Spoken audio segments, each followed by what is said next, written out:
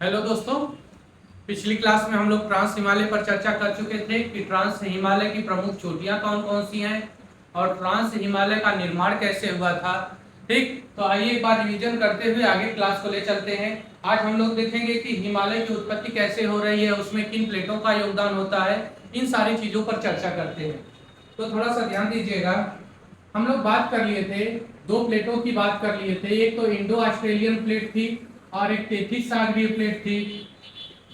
यह आपकी है इंडो ऑस्ट्रेलियन, यह आपकी है 33 सागरीय प्लेट। इधर बात किया जाए तो इधर से आ रही है यूरेशियन प्लेट।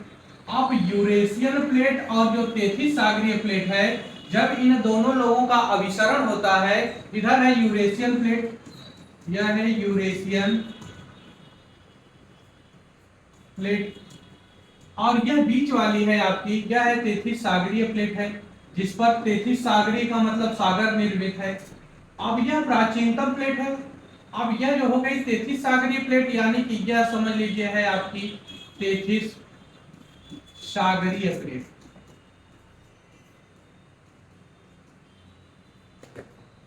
अब यहां पर सागर है, सागर मतलब जल, इस पर 33 सागरीय प्लेट पर व्यापक पैमाने पर जलीय भाग है, इसलिए यह प्लेट भारी प्लेट है। और इसी के साथ इंक्लूड है Indo Australian plate, Indo Australian.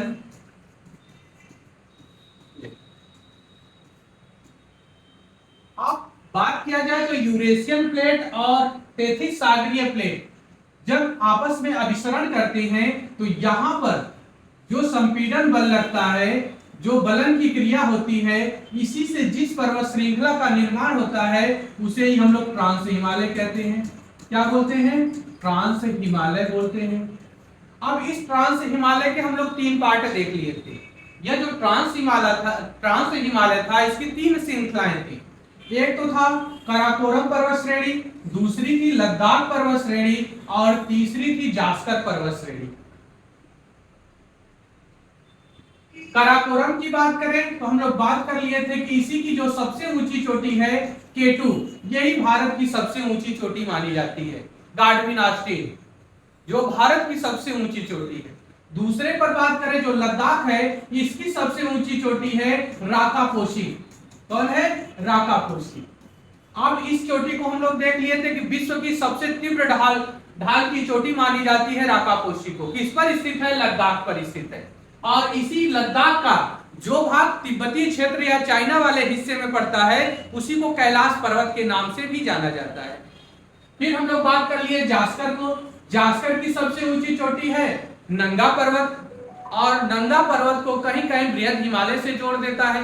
ठीक है ना? तो ये जानते रहिएगा। और इन तीनों का मिला जुला रूप ही ट्रांस हिमालय कहलाता है। क्या कहलाता है? ट्रांस हिमालय कहलाता है। यह आपका है ट्रांस हिमालय। अब इसी ट्रांस हिमालय को, किसको?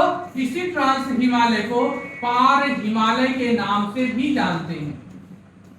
ट्रांस हिमालय को पार हिमालय के नाम से भी जानते हैं। यह क्वेश्चन पुटअप कर चुका है कि पार हिमालय किसे कहते हैं। देखिएगा, तीन हिमालय यहाँ पर, यहीं पे तीनों हिमालयों को समझ लीजिए। यहाँ पर पार हिमालय हो गया, इसी से रिलेट करके पूछता है आंतरिक हिमालय। आंतरिक हिमालय। अब यदि आंतरिक हिमालय की बात करें तो जो आपका बृहद हिमालय है, जो आपका बृहद हिमालय है, उसे ही आंतरिक हिमालय कहते हैं। जो हिमाद्री हिमालय है, जो सर्वोच्च हिमालय है, उसी को ही आंतरिक हिमालय कहते हैं। यह ध्यान रखिएगा। और एक आपका पूछता है कि वाय हिमालय।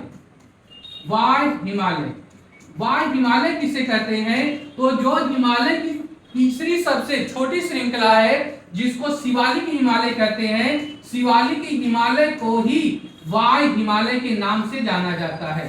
शिवालिक हिमालय को ही वाय हिमालय के नाम से जाना जाता है। तीनों को पूछा गया है, अब तक तीनों को एक एक बार पूछ चुका है। तो यहाँ पर स्क्रीनशॉट लेना होगा तो ले लीजिएगा कि पार हिमालय किसे कहते हैं? ट्रांस हिमालय को। आंतरिक हिमालय कहते हैं किसे? बृहद हिमालय को। और वाय हिमालय किसे कहते हैं? शिवालिक हिमालय। ठीक, तो ट्रांस हिमालय के तीन पार्ट हम लोग जान चुके। काराकोरम, जिसे एशिया का ऋण और कृष्णगिरी के नाम से भी जाना जाता है, काराकोरम को। लद्दाख दूसरा है, जिसका तिब्बती पार्ट कहलाता है कैलाश पर्वत, जो मानसरोवर झील हम लोग नाम सुने हैं। हम लोग शिव महापुराण भी अगर सीरियल देखे होंगे तो उसमें कैलाश पर्वत की शिव का स्थान माना जाता है। मानसरोवर की यात्रा करने के लिए बहुत से यात्री जाते हैं। तो यह कैलाश पर्वत यानी तिब्बती इलाके में स्थित है, जो चाइना का पार्ट है। फिर बात करें जास्कर पर्वत श्रेणी, जो कश्मीर में इसका ज्यादा विस्तार है। तो यह तीनों पर्वत श्रेणियां ट्रांस हिमालय के पार्ट हैं, जिसपे हम लोग चर्चा कर चुके हैं। अब आते हैं, बात करते हैं हिमालय की। तो यह पैलियोजोइक महाकल्प से इसकी शुरुआत होती है, यानी ट्रांस हिमालय का निर्माण कब से शुरू हो जाता है? पैलियोजोइक, जब से जीवन काल की उत्पत्ति होती है तभी से ट्रांस हिमालय की शुरुआत मानी जाती है, पैलियोजोइक महाकल्प से।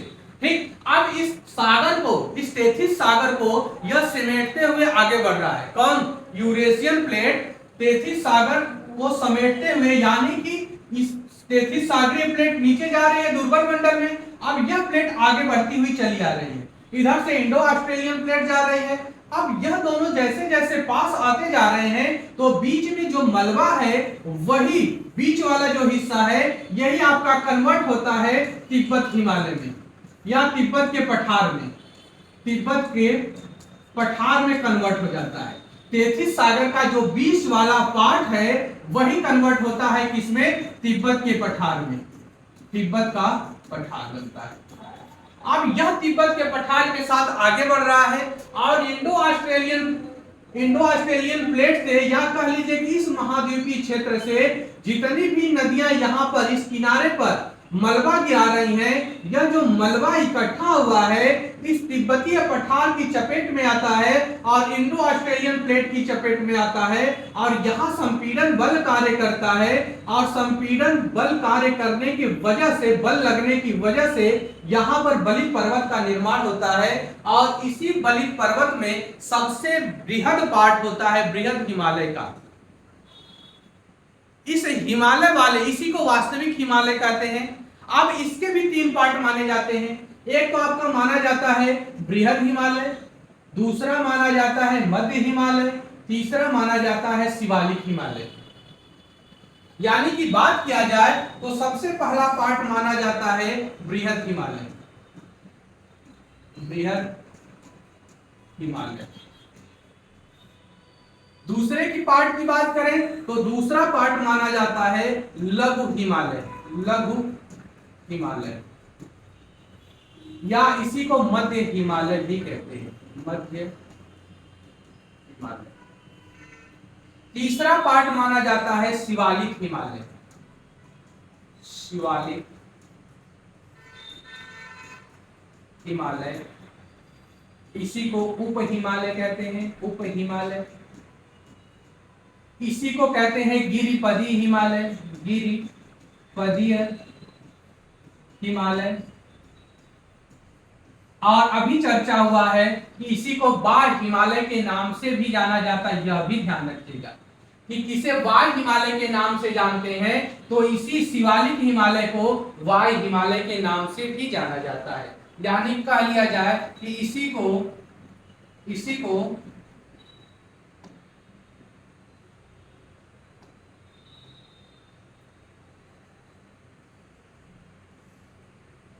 शिवालिक को ही वाय हिमालय के नाम से भी जाना जाता है, वाय हिमालय। बृहद हिमालय की बात करें तो बृहद हिमालय को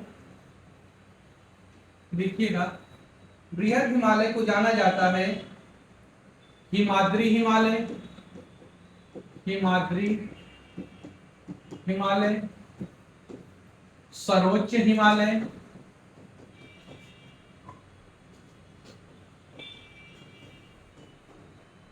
आंतरिक हिमालय,